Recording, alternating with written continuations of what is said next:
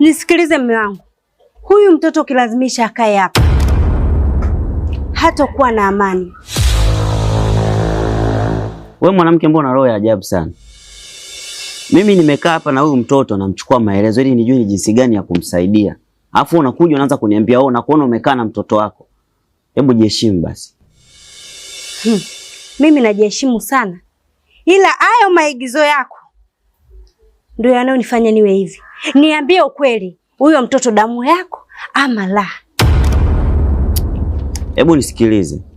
Sitaki malumbano na wewe, hasa mbele ya huyu mtoto. Kuna muda inabidi ujistiri tabia zako. Mbona mimi nilikuwa naishi na wewe vizuri tu. Alafu sikutegemea kama utakuja kuwa na roho kama hii. Huyu si mwanao. Ukimtazama huyu na binti yako wanapishana kitu gani? Kwa nini usimpende? Anakukera wapi? Wewe mwanaume wewe. Na kuheshimu sana. Huyu chokola unataka kumfananisha na binti yangu? Mimi mtoto nimeamua kumsikiliza ili nijue jinsi gani ya kumsaidia. No discussion. Sasa subiri. Atakiona cha moto.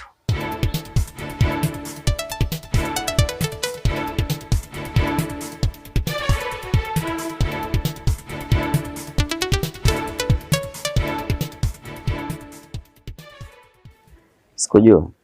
Usijali mwanangu, sawa? Utaishi hapa wala usiogope. Unasikia? Huyu mtazame kama mama yako. Umheshimu. Ila wewe utakaa hapa. Sawa? Haya, nenda ndani.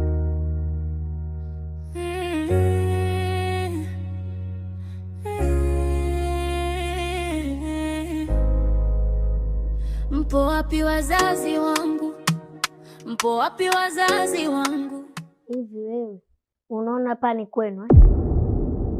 Umekaa tu kwenye sofa umejiachia.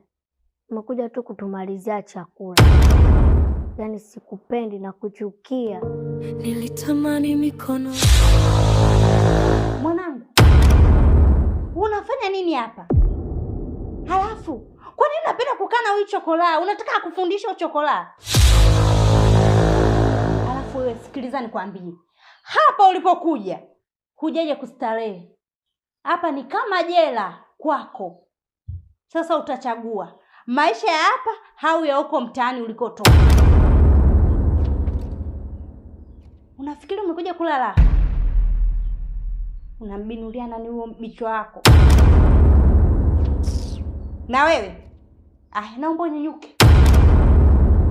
Na ole wako nikuone siku nyingine umemsogelea. Wewe, sikiliza nikwambie, mwanzo na mwisho kukaa kwenye masofa yangu. Utakuwa unakaa hapo chini.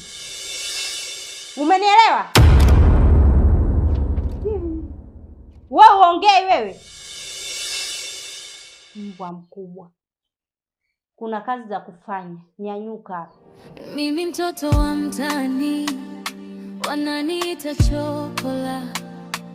Kisa sina pa kulala, kesho yangu sijui. Nimetengwa na jamii, kisa changu